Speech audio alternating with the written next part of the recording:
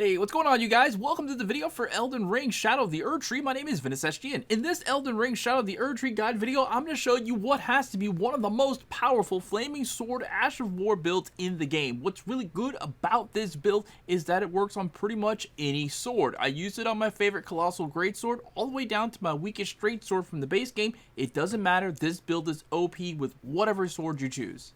Now really quick, before I show you the build, I'd like to ask you to do me a really quick favor. Sub to the channel with notifications turned on if you like Elden Ring, and after this video is over, if it was helpful, head on over to my channel and check out any one of my playlists for Elden Ring.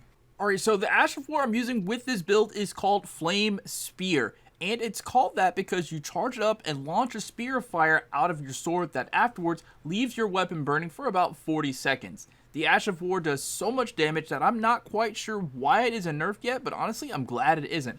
I've been testing it out on bosses from the base game, and it just mows them down. What's even crazier is that you can use this Ash of War on certain weapons from the DLC Shadow of the Erdtree and get even more damage. Now, if you don't have this Ash of War, it's dropped in the Shadowkeep by a special Fire Knight a little before you fight Mesmer the Impaler. Here is gameplay of me going directly to its location in the Shadowkeep. Now, I've gone ahead and killed everything that's in the way so you can have a clear video path to the Ash of War. But be careful, there are a lot of powerful enemies that roam this area. When you take out the knight that drops the Ash of War, he also drops the Winged Serpent Helm, a headgear that enhances Fire Knight skills.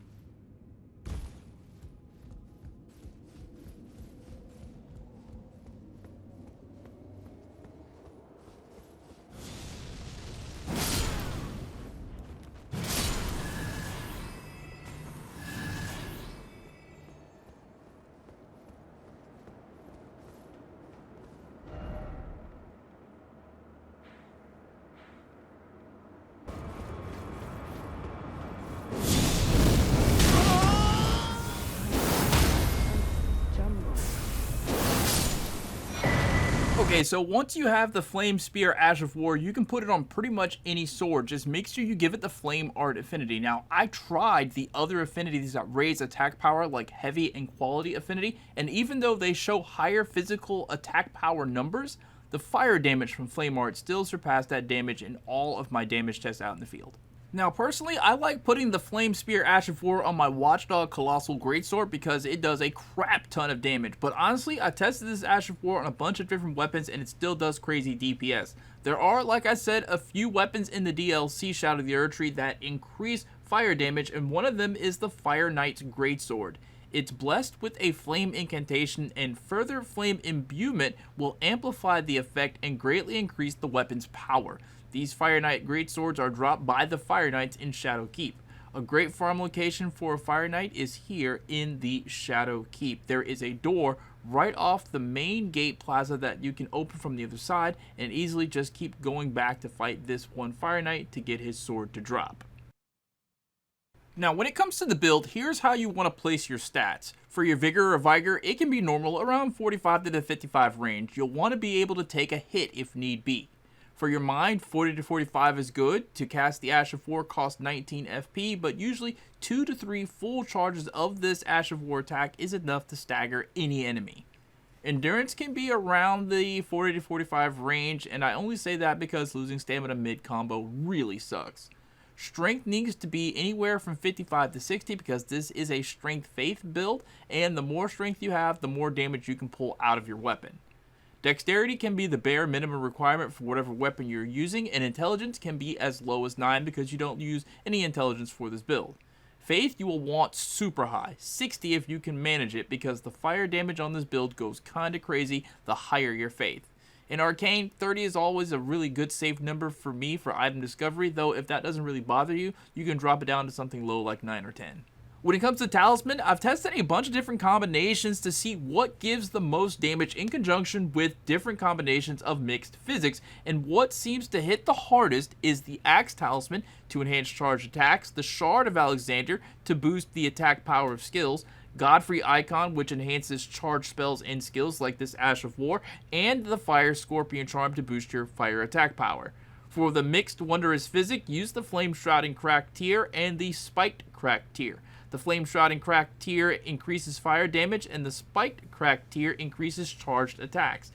This combination did the most damage out of anything I tested. When it comes to your incantations, you're going to want to use Golden Vow, Flame Grant Me Strength, and Black Flame's Protection as your basic buff spells. For damage, I go with Giant's Flame Take V and Fire Serpent. Those are my go-tos with this build. Now, if you're facing a boss that has a strong elemental attack, use one of the defensive incantations to protect against their specific ability. Alright, now how I use this build in combat is pretty brain dead simple. Just use the fully charged Ash of War attack as much as possible. No boss seems to be able to withstand 2 to 3 fully charged flame spears without staggering, and once they are staggered, hit them with that critical attack, and then before they have a chance to recover, slam them with another flame spear.